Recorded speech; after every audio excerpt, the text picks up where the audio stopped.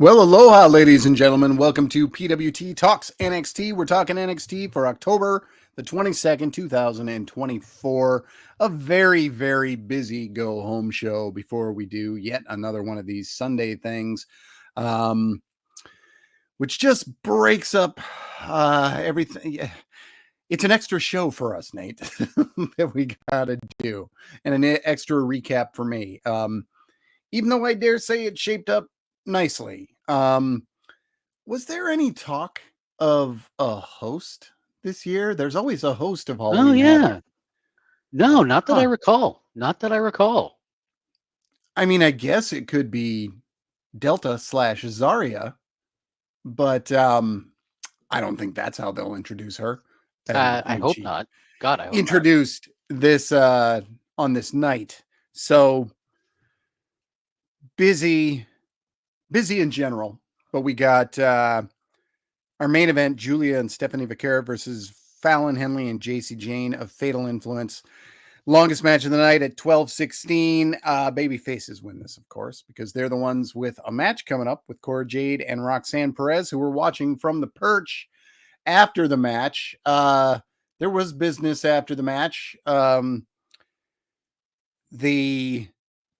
The heels, JC Jane specifically, spun the wheel because they have a match coming up with Kelani Jordan, who also, I think, ended up there. She was on this show a few different times. And it was Spinner's choice.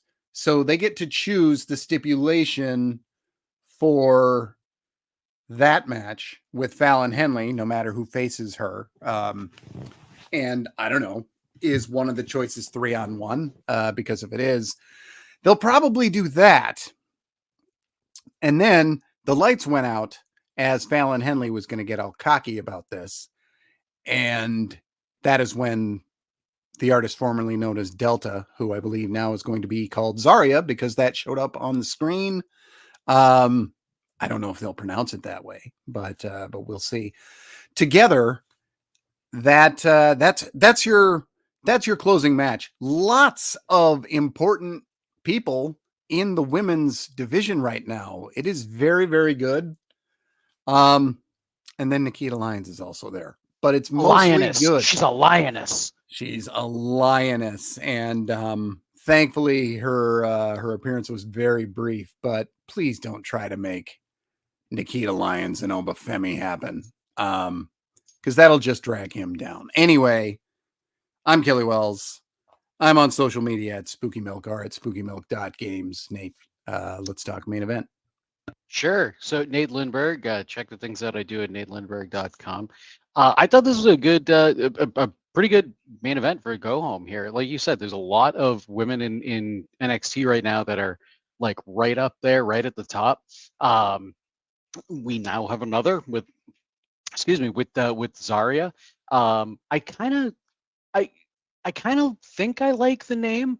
I think it'll fit the character. We'll see, obviously, once she like formally debuts. But I think I like that. I think I like that. I kind of expected a name change for Delta. So I'm assuming either she owns the rights to that, or another company owns the rights to that, or something. So I kind of expected a bit of a name change. But that said, Giulia, Stephanie Vaquer, or Vaquer, how are they pronouncing it? Vaquer. That's how they're pronouncing it. I think they're taking turns. I don't know. I should really, really listen for that this week because I was hoping that they would nail down one or the other. I think it was like Vaquer is how they pronounced it. But I know I've heard it multiple ways at this point on TV. But I think they worked really well together. They said multiple times the first time ever that they had been teaming together. I'm going to take them at their word because I didn't look that up, but who knows? It's at least the first time in WWE. I think they worked really well together here. Like this is one of the first few times that I've really seen these women work. Obviously, seen them in singles competition, but yeah, their level that they're bringing to the NXT women's division is, like I said, I think it's off the charts. with the addition of kind of like Roxanne Perez, Cora Jade, this should be a good match going into Halloween Havoc. There's some bragging rights there. I have a feeling we'll probably see Stephanie and Giulia go over where they're the newer stars and whatnot. And I have a feeling this is going to lead to a women's title match. I just don't know exactly how they're gonna how they're gonna get there. Um, uh, I could kind of see maybe Julia and Stephanie, kind of if once they win, turning on one another a little bit, see who's the better of the two. Maybe kind of in a Nathan Frazier and Axiom or the Bar. If I didn't think I'd be talking about the Bar tonight, but there we go, with Cesaro and Sheamus, something along those lines where they're kind of friendly rivals or something, leading into that women's championship match, if and when we get there. But yeah, overall, I think this was good. Like you said, a lot of moving parts. Kalani Jordan involved here as well, for her match that she has coming up with somebody in Fatal Attraction or Fatal Influence. I'm going to always say Fatal Attraction, Fatal Influence. Um, I, I didn't think about a handicap match, 3-on-1 or something like that, but I could certainly see them going to that well. What happens at that point, though, when there's a pin for the title? Like, who gets the title at that point? So I can then see like the three of them maybe like arguing over it or something. I'm kind of hoping we get maybe something. I hate to say more gimmicky because who really wants a whole bunch of gimmick matches on a show? But in a way, Halloween Havoc, I think it'd be kind of cool maybe to have a few more gimmick matches than we normally would. We've already got the Devil's Playground match. We've got the tables, ladders, and scares. I think there's another one too. Ambulance. Ambulance match. Thank you. I knew there was something. So we'll see. We'll see where this plays out. But I'm digging this. The women's division right now is absolutely stacked. And I think we're in for a good like 6-8 month stretch here in the women's division where they could potentially be outperforming the men's division. Brock Benningfield in the chat asks, "Where's Shotzi?" I assume in relation to the fact that Shotzi has hosted Halloween Havoc, I think twice. She's out with a torn ACL, but she could easily show up and do this next week, or Sunday, whenever this happens. So there, you got that. Steve Repshire says, if one of them gets the pin on Roxy, then there's the one with the bigger claim to a title match. Yeah, they like that's a good trope to find your next challenger. So I can dig that. Okay, so let's talk about the opener. Also a women's tag match, Damage Control versus Meta 4. Man, there are a lot of things going on in this division. I think this was a no contest. You could call it a Meta 4 win by DQ because they're the ones who got attacked. That's what they used to do, but now they just don't tell us. Nate, we have to guess. 11 minutes and 23 seconds. I called it a no contest in the chat, in the recap, because if they don't tell me, that's the only thing I can assume.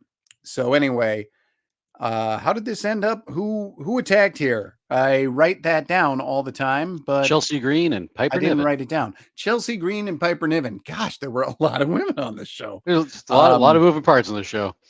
Yeah. And two of the other 4 matches we're going to talk about are women's matches. So, all right, this was your opener at 11:23. It's no contest. Yeah, no contest. We definitely heard the bell ring, but I don't think there was any sort of announcement as to, if it was a DQ finish in, favor of one team or another, or what. So I'll agree with you with the no contest. I don't think we actually got that. Really cool to see Damage Control back in NXT, or at least Io Sky and Kairi Sane back in NXT under the name Damage Control. A lot of ties there to NXT for both of them, former NXT Women's Champions. So really cool just to see them come back and kind of put on this type of a match with with Flash and Jakara. As much as I hate to say it, I think you could definitely see the skill level difference between Damage Control and Metaphor here. There was a couple times where, like just getting into getting into this, I was kind of doing something else on my other screens. I was watching this match kind of the corner of my eye. There are a couple times where I'd like look over and I'm just like, wait, Jakara just threw herself out of the ring, even though I think it was Kyrie tried to grabbed her at one point, like threw her through the top and middle rope.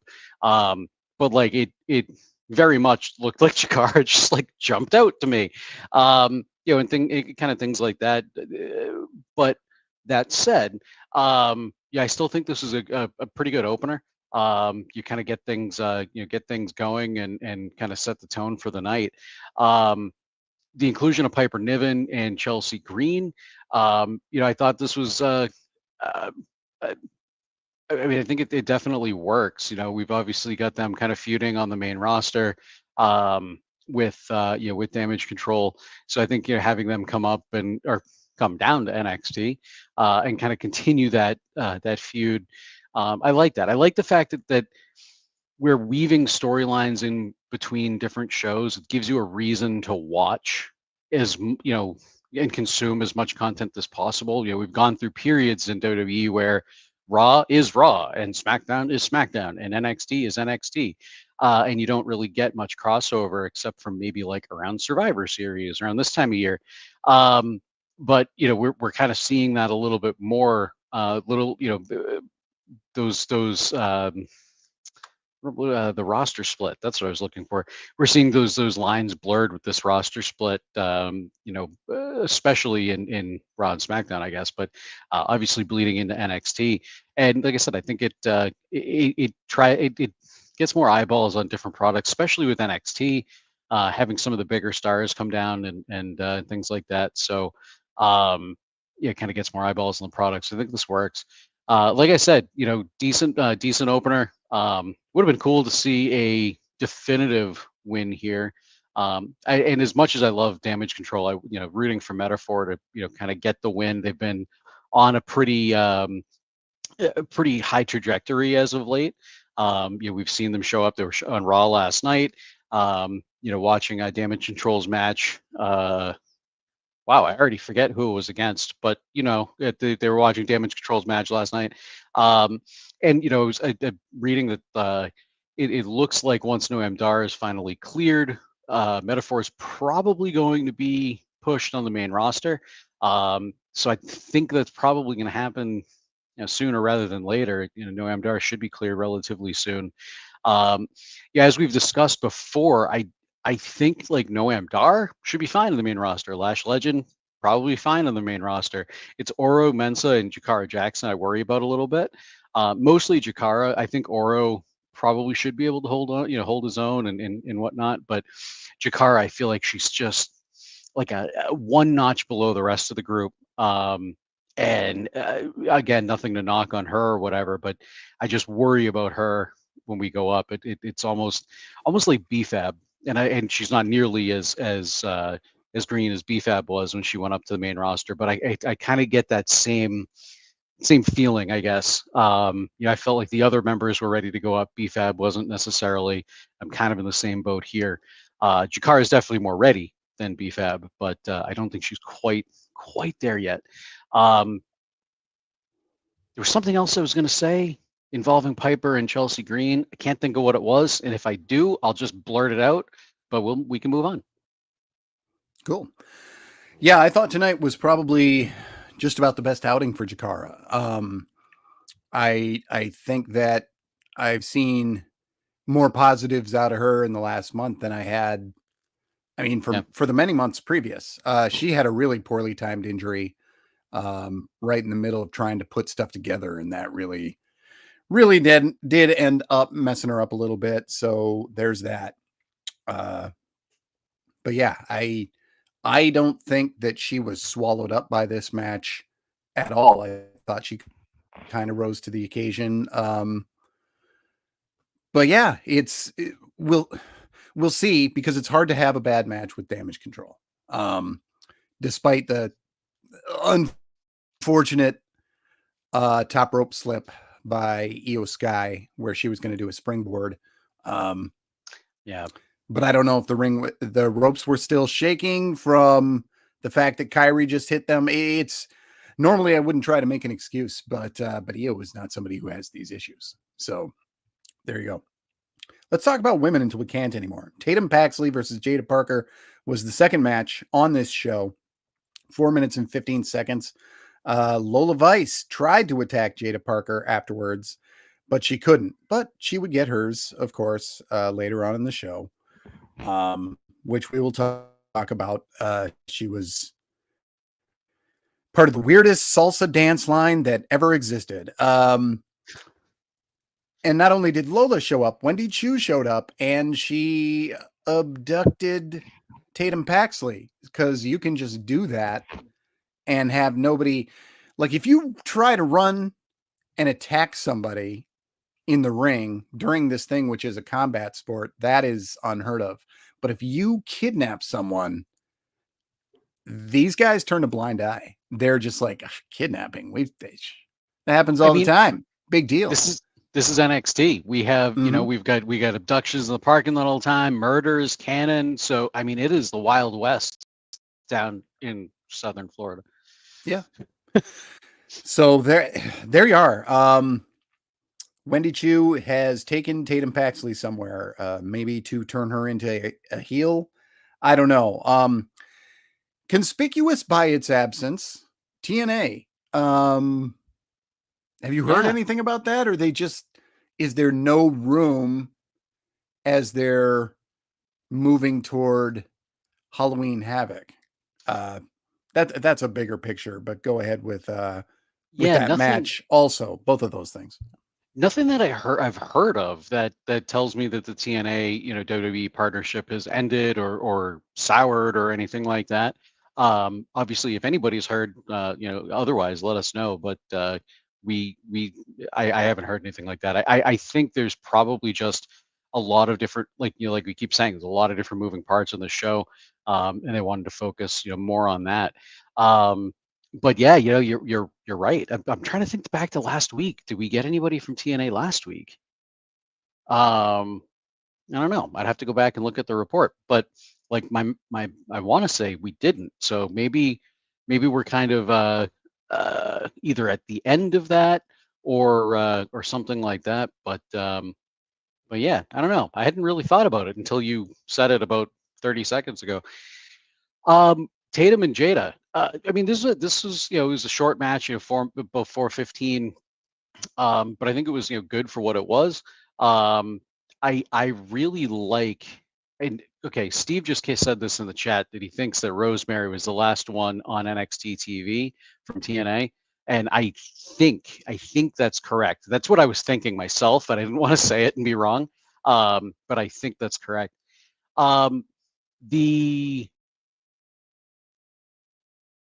Brian Alston says that technically the Angel family did not murder Pretty Deadly. I was talking about 2 times. 2 times got they insinuated heavily that he was murdered. But Tatum and Jaida, like I said, decent match. Really the story here was kind of after the match itself. With Lola Vice attacking, and then Wendy Chu abducting Tatum Paxley and whatnot. You can get away with a lot of things down in NXT apparently. I'm okay with the the abduction type angle thing. I do wish maybe they tried to have like some officials afterwards, maybe like pry open the thing or something like that. But is what it is, or maybe at least have like Vic or Booker T say something along the lines of we're appalled at what just happened. Officials trying to get her out, now, blah blah blah, or at least acknowledge it. But maybe there's something that they're telling with the story here where they didn't want to do that. Wendy and Tatum, somewhat similar characters. Obviously, one playing face, one playing heel right now. I think could be an somewhat interesting match. certainly, still kind of lower mid card type of a match, but I think it could certainly be something interesting for them to do. In the meantime, until they move on to something, hopefully bigger or better. Um, Jada Parker, though, like every time she's out there, she just impresses me more and more. As she did here tonight, again, short match, but still, I think she's really finding herself with the character, both in the ring, outside of the ring, especially outside of the ring. I think her promo work and things are just are stellar right now. Especially when you compare them to some of the other people down at NXT that are still kind of trying to get their feet under them and learn. Um, but yeah, thumbs up for me for this. Looking forward to seeing where they're going with this abduction angle, because like I said, there should be consequences.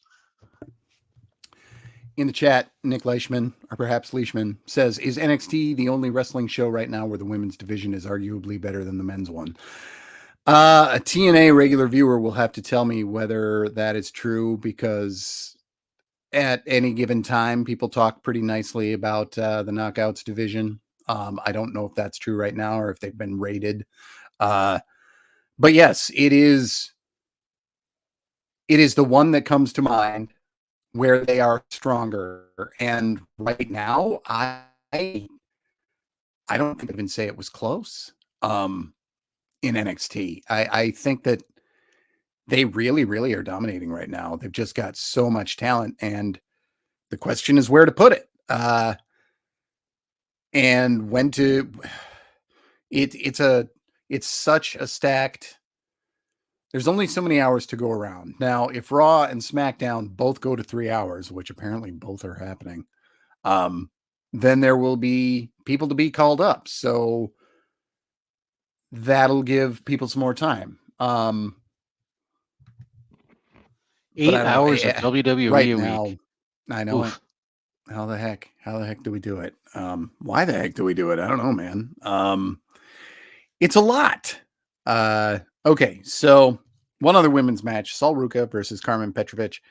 This was set up earlier with a scene also involving Brinley Reese, because Ashante, the Adonis, has been hitting on them. And Ashante and Karmen had a flirty scene early on, and then Ashante tried to make her jealous by sitting with a girl during her match. So unless this is your first time watching wrestling, you know where this is going. Karmen will be distracted because she's love struck, and of course she gets beat right away afterwards by Sol Ruca, who basically is not even.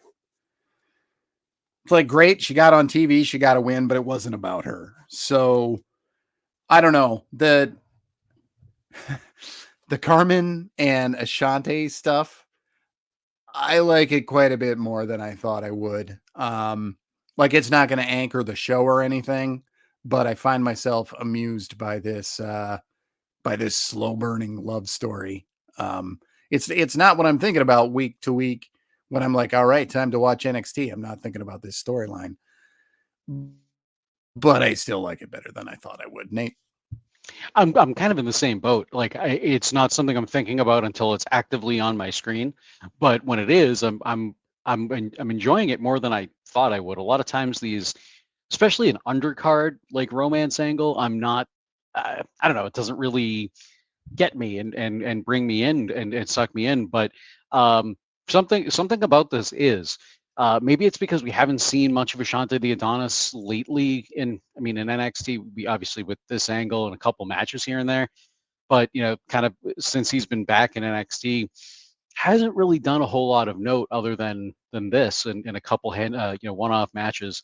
I think it was with Cedric Alexander or something like that. Not mistaken. Excuse me. But yeah, I think it certainly works right now. Ashante and Karmen, they definitely have some on-screen chemistry. We'll kind of see where this plays out. Yeah, obviously, she being Karmen is very adamant that there's nothing going on and yada yada. but you can very clearly see that she's got something going for Ashante.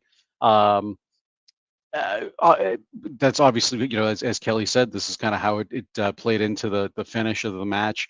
Allowing Sol Ruca to go over. I think it's might continue a bit of a, I'm going to call it a friendly rivalry between Karmen and Sol, because I think they're still both being positioned as baby faces. That just maybe have a couple differences or something like that. So maybe we'll continue to see a little bit, between the two of them, considering that, Sol did get the win because of that interference or distraction, I guess, from Ashante the Adonis. We might see Karmen be, like, that's not fair, I want a rematch or something like that. I could certainly see that, happening. But for what it was, a decent match. I still question Karmen bringing a katana to the ring. It just seems so. It seems out of place. Like, I understand she's got a martial arts background and things like that, but outside of that katana, there's nothing else that really tells you about that. So unless it's commentary, talking about her former accolades and things like that, but I don't know, the katana just seems kind of just so out of place every time she comes out with it. That's all I can think of, and it's cool, but it doesn't fit the character as far as I'm concerned. Um, that said, decent match, and we'll see where his heads with Ashante.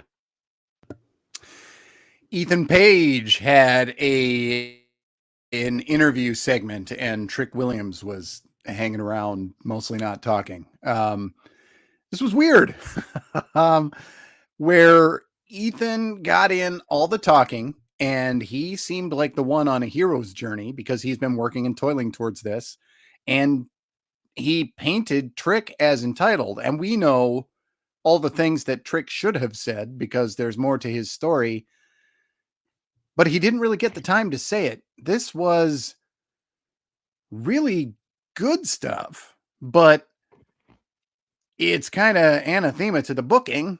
I don't know. I don't know why they made Ethan, like, Ethan's still a jerk about it because he's a jerk about everything and he's really good at that.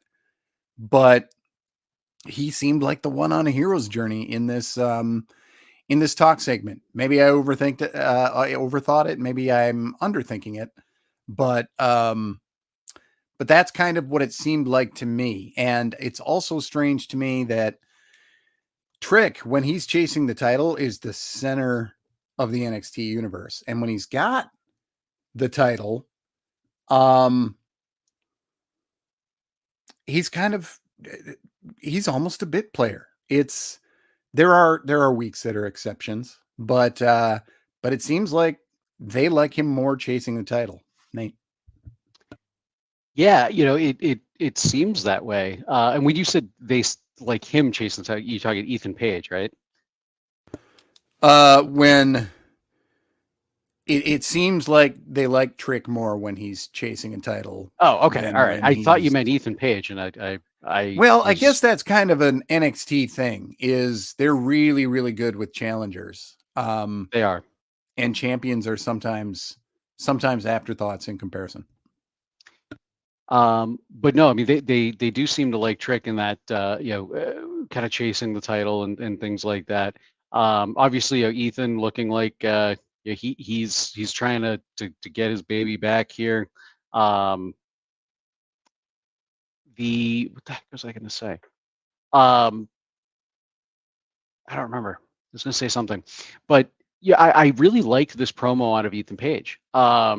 He was very impassioned. It was kind of like a bit of a babyface promo, like you said. Talking about how long it's taken him to get here. It almost makes you feel like, okay, I just like it legitimizes him a little bit. Not that I think he necessarily needed any legitimizing, but maybe for some fans that may not be super familiar with Ethan Page from the things he's done outside of NXT, legitimize him a little bit. Like, oh, he's been doing this for 17 years. Like, I knew he was in AEW. Like, I actually didn't realize he'd been wrestling for quite that long until he said it, and I was like, oh, and had to pull up a cage match and be like, oh yeah, no, seriously, it's been 17 years. I And saw him live quite a few years ago, probably 7 or 8 years ago. So still not at the beginning of his journey, but I saw him live wrestling Colt Cabana at First Ave, where Prince played a lot, and where a lot of Purple Rain was filmed. But yeah, still one of the really cool local places. It's the place to see a smaller concert in Minneapolis, but they have wrestling shows too. Nice. Hell yeah. But yeah, I think it was a good talking segment. Like I said, Ethan Page, he really shined here as far as I'm concerned. Not that Trick didn't, but Ethan Page, I feel like was the standout. Like I said, he spoke with a lot of conviction, the reasons why he's here, how long it took him to get here. It makes it feel like it's a bigger mountain for Trick to climb. He's and obviously he's still kind of like, I don't know, I don't say the underdog going into this match because I don't feel like Trick's the underdog, but I think with this kind of added conviction from Ethan Page, we'll need to see a little bit more Trick fire up a little bit more, in order to defeat him if that is the way they go. But yeah, looking forward to this match. Probably the one I'm looking forward to the most, I think, during Halloween Havoc. You can email us at pwtorchnxt@gmail.com. This is from JB from Detroit. Number 1, do you guys think that RVD may make an appearance when NXT is held at the ECW Arena on November 6th? Whatever ECW connections might they make for the special event? Yeah, I would say that is somebody who could show up.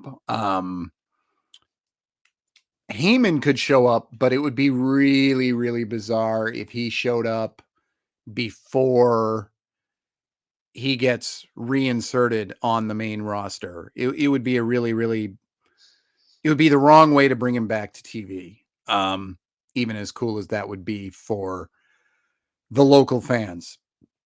Other than that, who are you going to bring back that hasn't been, I don't know. I mean, you could bring in the Dudleys. But I think a lot of the guys that they could bring in aren't really known to,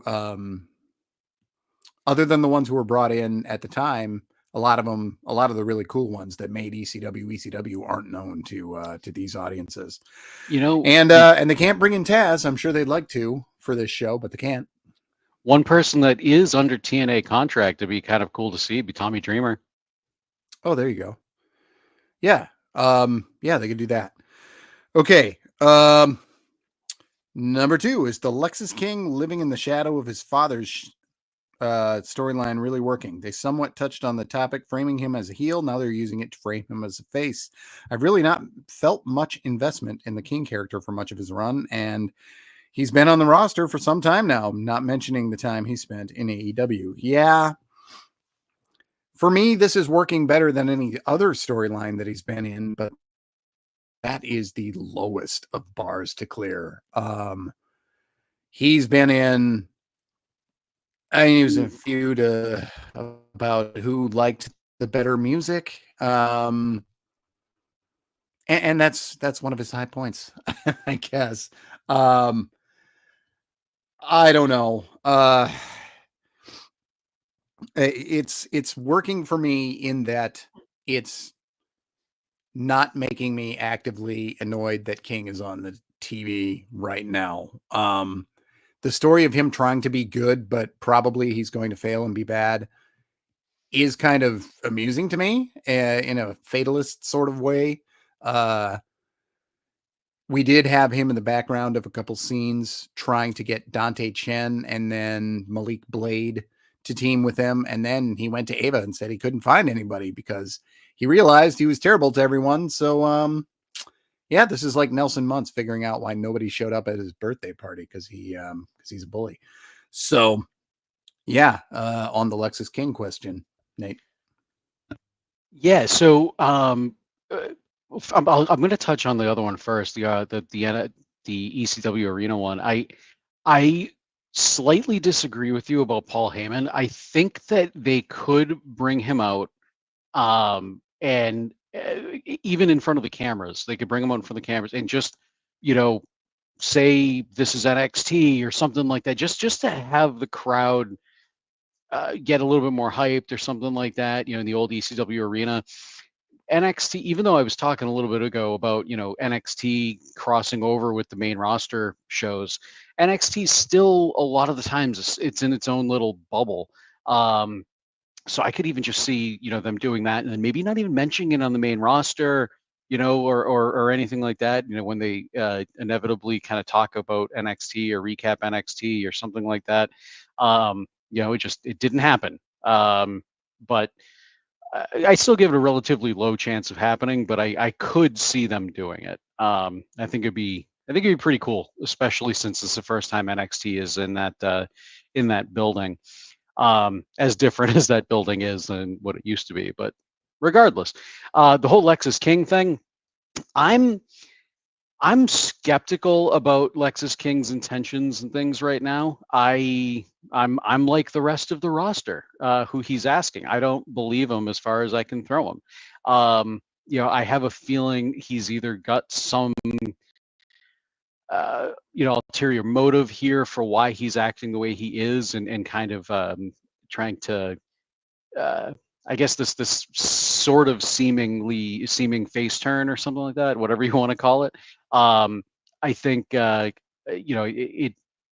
think this is a disingenuous type of a turn. I don't know what he gets out of it, or where it would necessarily go, or why he'd be going this way. But maybe they even use it as a way, maybe this isn't a disingenuous thing, and a few weeks down the road, a month or two down the road, we end up hearing him say something along the lines of, like, I tried to turn around, I tried to change my ways, and nobody nobody believed me, so why should I, or something like that. And he kind of continues on his heel trajectory, maybe gets a little bit more heat on him or something like that. um I'm okay with what they're doing here. Lexus King, yeah, we've talked about it many, many, many times on the show, but Lexus King has never been really a big part of NXT. There was so much hype for him to come in. He had a couple big matches, and then he's kind of been toiling around in the mid card for a little while. Um, I I think with, not just because he's Brian Pillman's kid, but I overall, I mean, I like the guy. I think he's got a lot of charisma. He makes me hate him, especially with that beard. Like, and so he's doing his job. He's doing his job by making us not like him. Um, I think there's a bigger upside there, to Lexus King. I really do. I just don't know if they haven't seen it in him, if he's not performed to the level that they wanted, or if they didn't bring him in to be a top guy, and they kind of just, this is where they saw him, and we've been kind of misreading things the whole time. But regardless, whatever it is, I'm hoping that what this story does lead into people getting behind Lexus King a little bit more, and lead into some better stories for him. Whoop. Sorry, hit the wrong button. Number I saw. 3. I didn't really like Ethan Page's line that he didn't have the greatest minds in pro wrestling prepping him for a top spot. The rest of what he said is fine, but that line struck me as extremely meta. Yeah, that would probably cross the line there. But I think you can frame it as them saying, hey, you're going to be on top one day because you're that good. I don't know. I thought about getting up in arms about this in my recap because I don't like steps over into kayfabe. I still hate it when people say I'm going to go out there and have the greatest match. Like, why should he try to have a great match? He should try to win in a very short amount of time. I hate that. And this I didn't like, but I thought that you could frame it as people saying you're going to be a champion. So let's figure out how to make you act like it. Number 4, I'm not a fan of turning Lola Vice into a hip swiveling, over sexualized cartoon character. I was not a fan of the Vice Lions match last week and the Vice dancing segment this week. I don't want to regress to the early days of NXT 2.0 with zoom ins on toxic attraction. I don't either, but if she's not a hip swiveling, over sexualized character, I'm not sure what her value is, because that's kind of what she does. She's badass too, but you can't just be a badass. And I mean, she was doing that in MMA too, so it's not like this is Yeah. something that they're just doing in NXT. It's her. Yeah, it's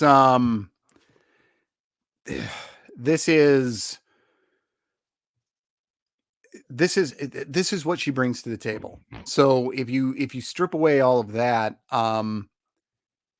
you're going to find out that she's just a badass, and it's not enough to be a badass unless you are just a badass on an insane level, like an Femi, and she doesn't look like that. She is one. She genuinely is one. She just doesn't look like that. And number 5, alternatively, I'm glad that JC Jane has given the opportunity to be more of a badass and fatal influence rather than the sex symbol she and toxic attraction were portrayed as a whole. As always, love the show and go VIP.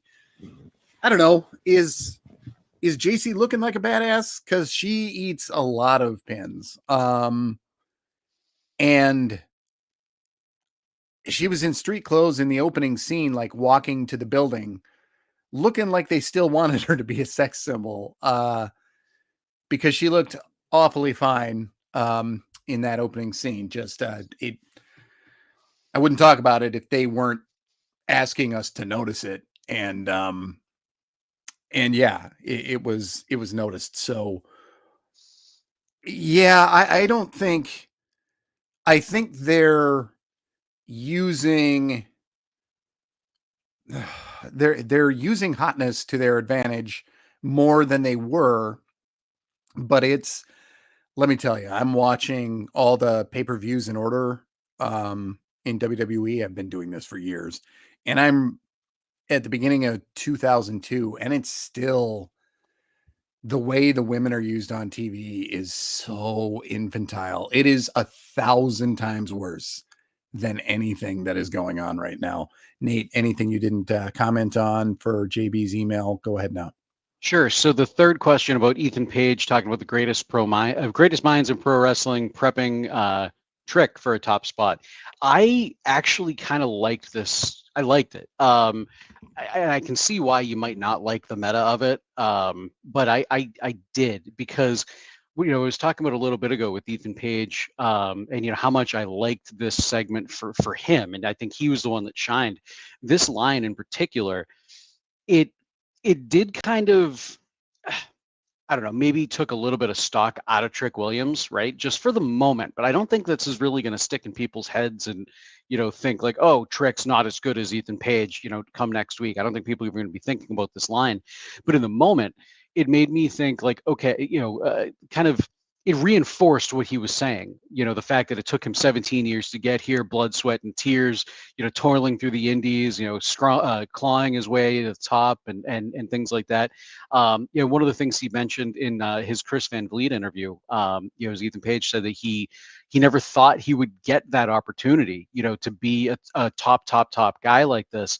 And WWE and NXT have given them that opportunity. I think I forget the exact words that he said, but when he signed, I think it was HBK said to him, like, we're going to give you that opportunity. Don't let us down. And, he's, I don't think he's doing that. I think, or when I say I don't think he's letting them down. I think he's really flourishing in this particular role, as far as I'm concerned. There have been better champions, there have been better heels, absolutely. But for what they're asking him to do and where he is right now, I dig what he's doing. So I thought that line, kind of like I said, reinforced what he was talking about. and kind of made it seem like I'm the badass indie wrestler, and I know more than you, or I guess is kind of what I'm trying to say. I thought it was effective. I thought it was effective. Um, Lola Vice turning into a hip swiveling, over sexualized cartoon character. Yeah, like I said a bit ago, she also did this in MMA. It's not something that's necessarily new to Lola Vice in general. She's definitely, bringing it up to 11 here. A little more so than she probably would, in the real world of MMA, but or mostly real world of MMA. But I think it works. And I agree with you here, Steve. Better her than Nikita, and yes, 100%. One of the things that I've heard Wade talk about before is that there's room for sex in wrestling. There's definitely room for that character. I remember him talking about Mandy Rose and Toxic Attraction, back in the NXT 2.0 days, talking about how there's room for sex in wrestling, as long as it's not gaudy over the top. If there's not especially in 2024, I don't think you could get away with a live sex celebration like Edge and Lita did. But I think there's room in wrestling to have some of that sex appeal, and kind of push those boundaries a little bit, as long as it's not with every single character. Like Giulia, Stephanie, I don't want to see that out of them. But somebody like Lola Vice, where that's kind of just the way she seems to carry herself. And obviously, I don't know Lola Vice in who she is as a person or anything like that. But at least that's what that's my perception of who she is, and absolutely nothing wrong with that whatsoever. I think it works for her. Like I said, don't want to see it out of Giulia or Stephanie, or anybody that they're trying to portray as like a super super badass. But for a handful of characters like Lola or JC, yeah, I think I think there's a place for it. And unfortunately, probably Nikita Lyons too. She's certainly an attractive woman. Not going to put that not going to knock that or whatever. But I don't know. She's just not who I want on my TV when I'm watching NXT. So there's that. And then as far as JC Jane goes, I'm kind of with Kelly. I think the question was, the JC Jane's been given the opportunity to be more of a badass and Fatal Influence rather than a sex symbol and Toxic Attraction. Kind of agree with Kelly. I think that might be more of the perception, I guess, that they're trying to go for with the more of a badass. But like she's kind of eating a lot of the pins, and she doesn't feel nearly as important as she did as part of Toxic Attraction. And even then, she and Gigi Dolan were not the important pieces to Toxic Attraction. That was all Mandy Rose anyway. They were just kind of her two lackeys, two sidekicks. So they had their moments for sure. But she wasn't. If it wasn't for Mandy Rose, I don't think JC Jane would have been in that particular spot. Nothing knocking her or anything like that, but I just think that's kind of where it's at. And I think with that, I hit on all of JB's email. Kevin Catani emails us thusly. Salutations, gents. I hope this email finds you well. Let me start by saying this was one heck of a main event. I know they're breaking Giulia and Stephanie in easy, and I'm definitely okay with that, including the tease between Damage Control and Giulia Stephanie. Yes, we didn't mention that, but they did show up. They spotted each other. They passed each other in the back, and Vic acknowledged there are no strangers here. Kevin continues, that said, my only question tonight is, what do you think Ethan has up his sleeve, and what do you think Trick has as a potential counter? Thanks as always. Go VIP and listen to 8YB. Office hours are now over. The Professor, Kevin P. Catani, PhD. Yeah, was it one heck of a main event? It was cool. There were a lot of good moments, but it was mostly a tornado match, and that just wears on me. Pick a couple of moments and do that. There a couple of moments was half of the match. So that bugged me, even though all the work was very good. Yeah, what does Ethan have up his sleeve? I don't know. I hadn't really even thought about that, Nate. So I why don't hadn't you either. go ahead and take this? Yeah. Yeah. I'm thinking that myself. Like I hadn't really thought about that, but um, I can't think because I was trying to think maybe he'd bring somebody in, as a like an enforcer or if they were to do that though, I think they would have done that this week rather than do it in the moment on Halloween Havoc. Um, so I don't know. I mean, if let's say he does bring somebody in, I can't think of who that would be, but let's say he brings somebody in, maybe as a counter, maybe Trick has like Carmelo on standby in the back or something like that. I know they didn't end their NXT run on super great terms, but it's wrestling, so I mean, Sami Zayn and Kevin Owens are still friends. I yeah, I think right now, I think they're technically still friends. I'd have to go back but they go back and forth. So I think they could tell that story, but I don't know. I hadn't really, like I said, I hadn't really thought about that until the question was asked. Okay, so early on in this show, Hank and Tank were, We do have one um, other. We do have one other email. yeah, I'm getting there at the end, Okay. All right. because Cool. it's kind of big picture. Hank and Tank talked. They were firing up a crowd of upwards of 20 people. Just crazy stuff going on there. Cole Custer, this is when he showed up. Um, I didn't know who he was before last week. It's not my world, man. Then they had a match with OTM later based on OTM Wow. showing up here. Wow. Apparently Jaida I'm watching NASCAR. perfectly. Yeah. Um, I didn't know what I was hearing for just a second. Then I looked up and saw you whipping your head around. Wow. Um, Wow.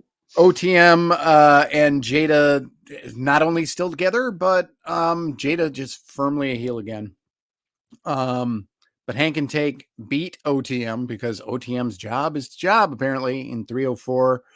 But this was just your weird feel good moment to do some cross promotion with the NXT car in NASCAR. And Lola Vice got him to shake his hips.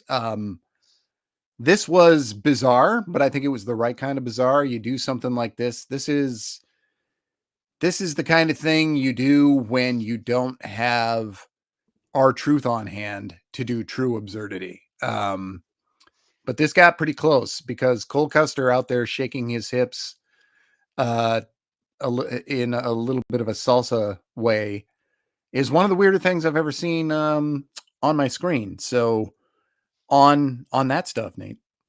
You must not watch very weird things, but still, I agree. It was certainly weird. On my NXT screen. Let Okay. me All let me right. say All that. right. There we go. There we go. Um, yeah, I still don't even really know who the hell Cole Custer is other than a NASCAR driver. I kept hearing Cole Custer, and I play a lot of the WWE 2K games. There's a character in the my career universe, my career mode, named Cole, and that's been a reoccurring like character in the locker room of the 2K world for a few years now. I think I want to say 3 games. So I kept thinking about that guy, and I'm like, he's not even real. He's a fake wrestler. But it's not. It was this guy. It was this NASCAR guy. Like you said, yeah, it's certainly a little weird, bizarre. I don't think it was in a bad way though. Hank and Tank, I feel like are two. I think they're perfect for this position because, I mean, when the bell rings, I mean, they're not the greatest in the ring. They're good. Like, don't get me wrong, but they're not the greatest in the ring. Um, they haven't really done a whole heck of a lot of note there, in NXT. Other than a few matches here and there, and being the host of a couple shows and whatnot. But it the charisma that they have, the way that they can connect with a crowd because of that charisma, I think lends themselves to being good hosts. And I'm going to call them hosts of tonight because they hosted Cole Custer. Um, I think they play that role very, very, very well. I'd almost like to see them. We were talking about, having no Halloween Havoc host this year. Shotzi's done it for a couple of years, and I think there was one year where not Austin Theory, Grayson Waller was the host.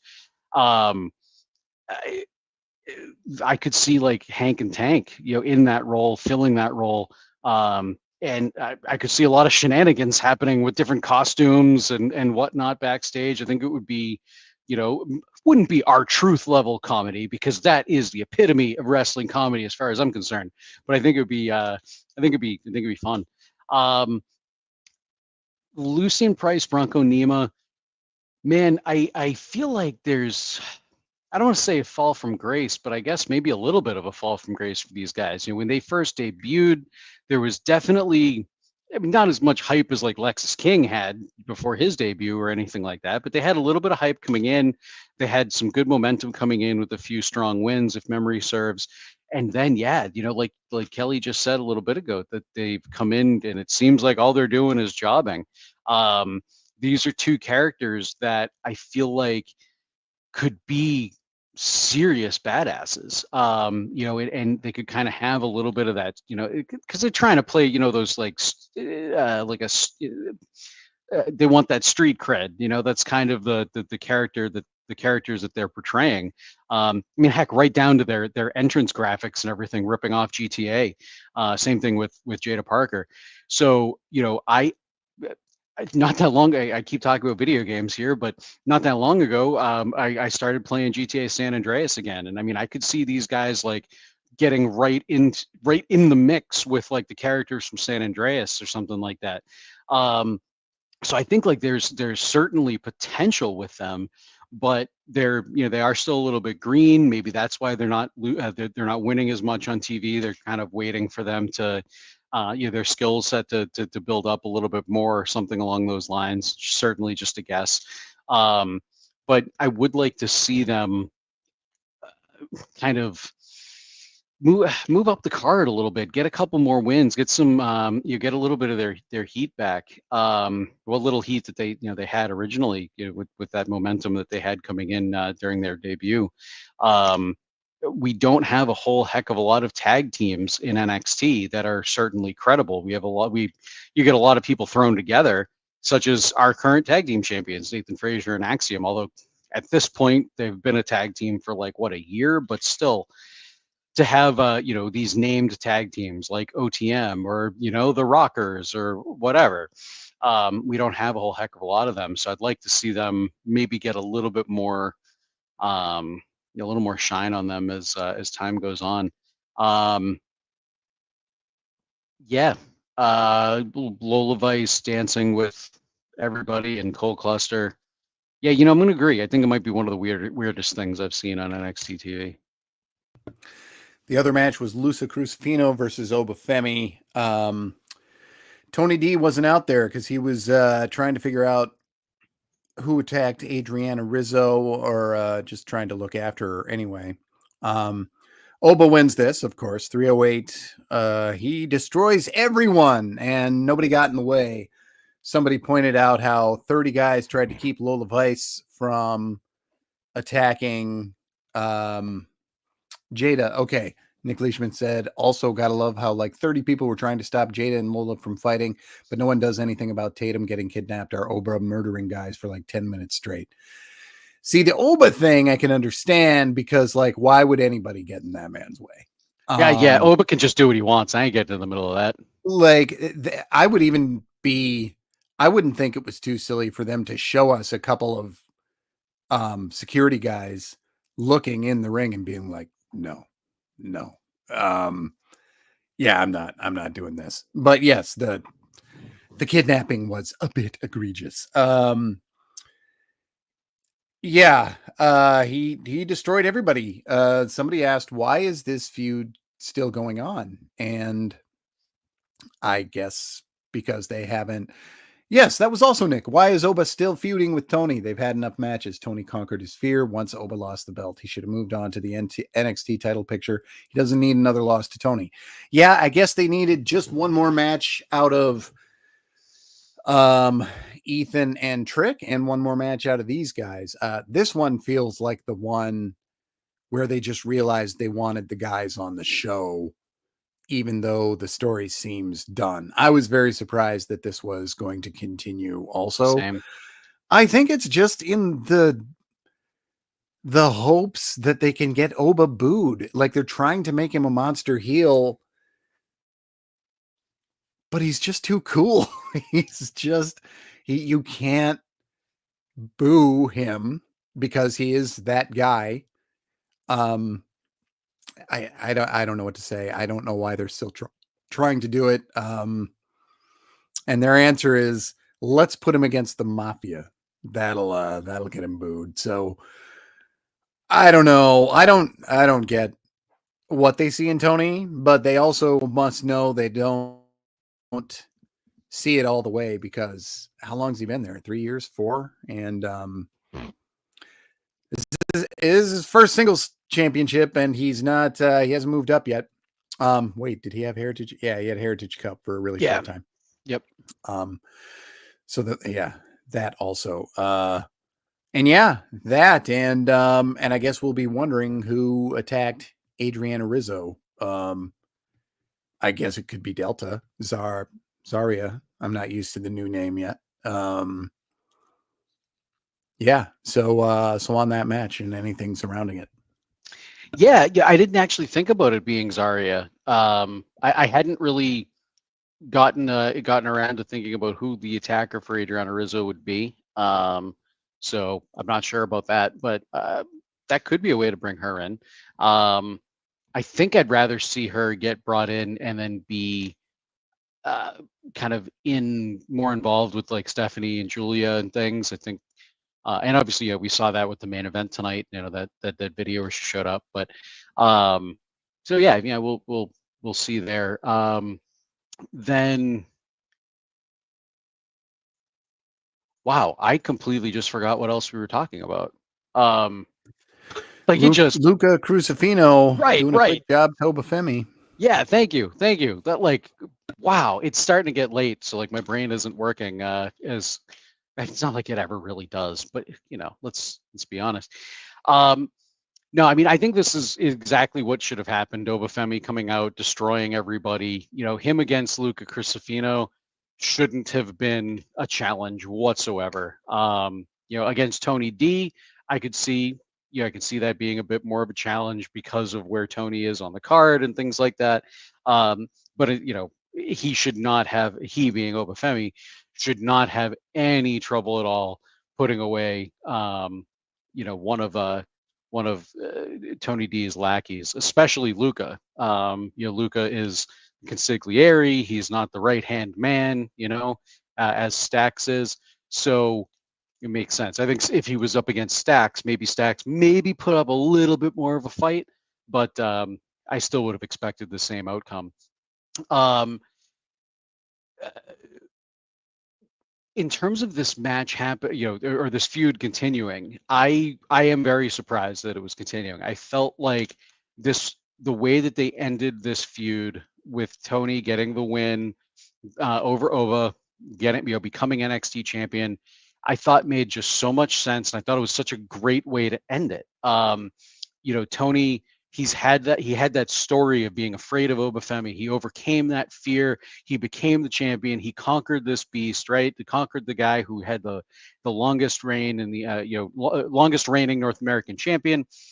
I just kind of felt like it was time for Tony to be able to hang his hat on that, and then for Oba to be able to hang his hat on that that record of being the longest North American champion of all time, and just move away from one another. But now, where they're kind of still feuding, the idea that Femi lost is still in everybody's head because he just lost, and they're not moving away from it. So now it's like he wants a rematch. He wants his title back. I feel like it would have been a better move for them. And granted, I'm not the one writing the show, but I feel like it would have been a better move for them to kind of ignore the fact, or have Femi just ignore the fact that he lost and just move on to something bigger and better.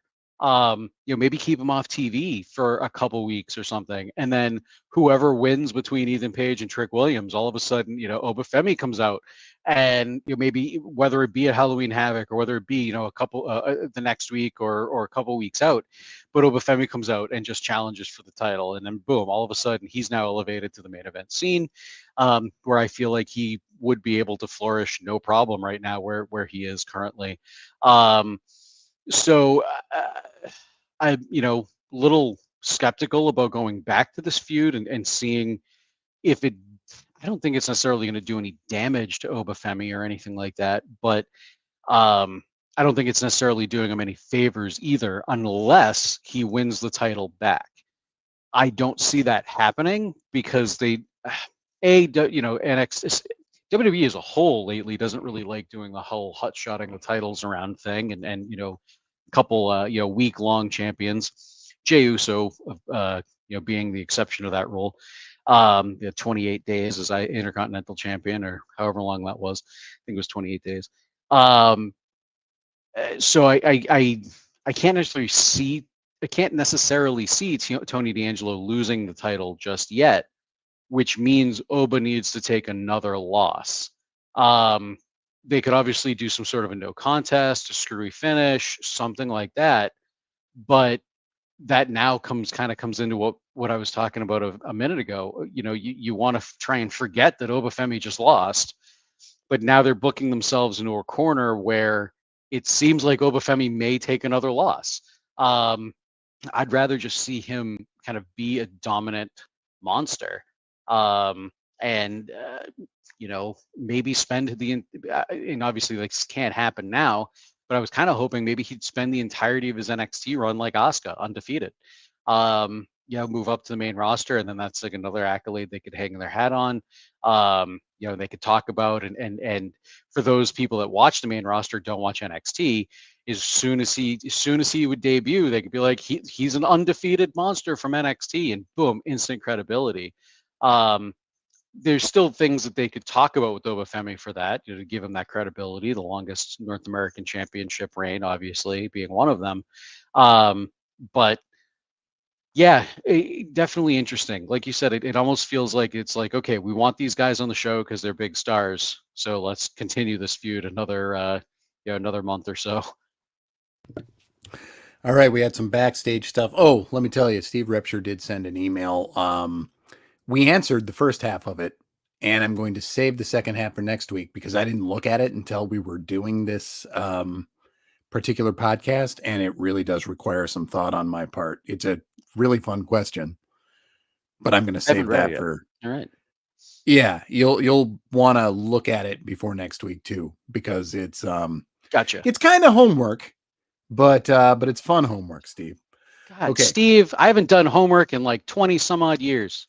Yeah. Okay. So backstage, we had Javon Evans and Cedric Alexander running into Axiom and Nathan Frazier. That Nathan Frazier is just a crap talker. He's just naughty. He's a naughty boy. And he got slapped. And Wesley said, I knew it was just going to be a matter of time before you got salty, before someone flipped the switch on you, something like that.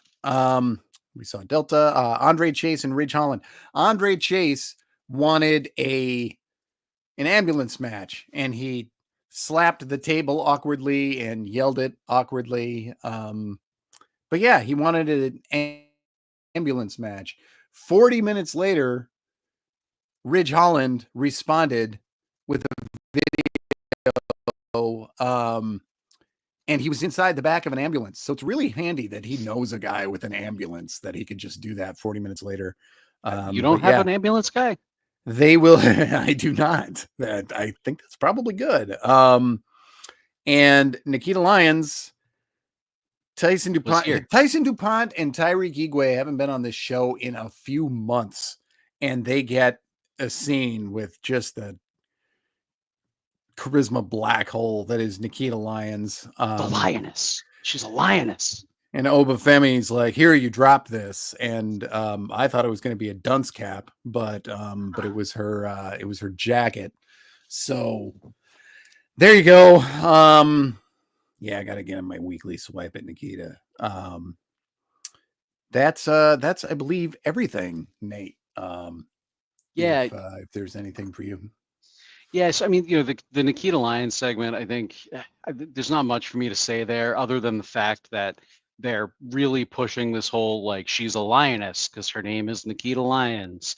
Um, she made a couple lion puns, being on the prowl, pouncing, calling herself a lioness. I don't know. It just seemed so scripted and bad. The line wasn't even delivered with the conviction that she believes it. It's just more she's reading a line. I don't know. I hate to be negative. I really do. I really, really do. But I don't. I was gonna say don't see what they see in Nikita Lyons. I do see what they see in Nikita Lyons. I just wish they didn't. Um, Yeah, and I don't even see that. So that the reason she's there doesn't work on me. It's yeah, ah, no, it's yeah, no. I awkward to mean, have to talk about her. it is. It is. And I mean, like I said, she's certainly an attractive woman. I can understand, wanting to try and play off of that. The internet is very, very, very thirsty for Nikita Lyons, especially Reddit. The Reddit, big time. I'm not on Twitter anymore, so but I remember seeing quite a few thirst tweets or zeets is what I think that's what we're supposed to call them now. I don't know. Elon Musk's an idiot. Um, I didn't think I'd be talking with Elon Musk on the show, but I'm going to say it again. Elon Musk's an idiot.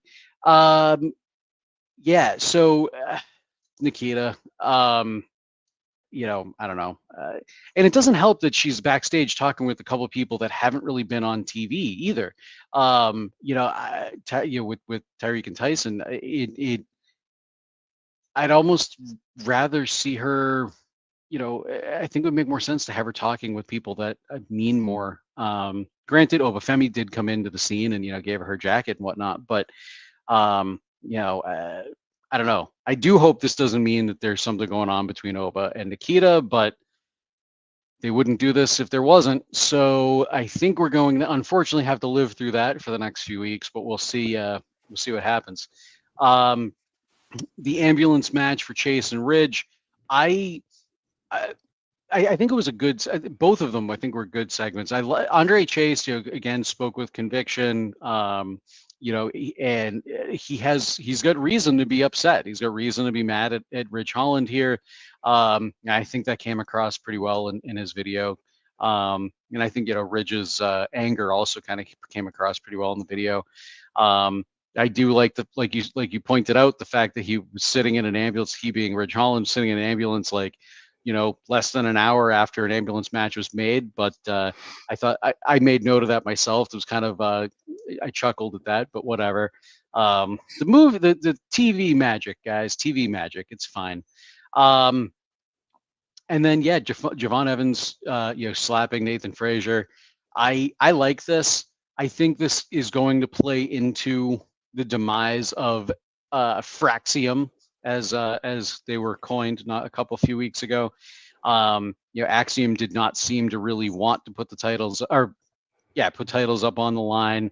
Nathan Frazier was just completely did not take his feelings into account whatsoever. So I think this is kind of playing into that. We've talked about it for a few weeks now, where it seems like Nathan Frazier and Axiom might be on the rocks. I think it's playing into that a bit more. And obviously, just Wes Lee just sitting there and kind of telling Javon I approve. Wesley's not on the show otherwise, but I think this was a good way to be like, oh yeah, Wesley exists, he's still here, and kind of keep his heel character top of the mind, because his heel turn is still pretty new, month or so, month and a half. But I think just that one little thing with Wesley, I think certainly kind of helped to keep him fresh in people's minds and keep that new character rolling. That said, I don't think I have anything else to say. Steve in the chat said no reason for Nikita with the recent additions of Giulia, Stephanie, and Zarya, and the return of Cora. Yeah, I don't know. I hate to put it this bluntly, but a push for Nikita right now would be insulting. It really would. I can't think of another name for it. Okay. So that, I believe, is our show. I'm Kelly Wells. Find me on social media at Spooky Milk or at Spooky Milk Games. Nate. Nate Lindberg. Check the things out I do at natelindberg.com. Cheers. We'll see you in 5. Oh, yeah. Halloween Havoc VIP show.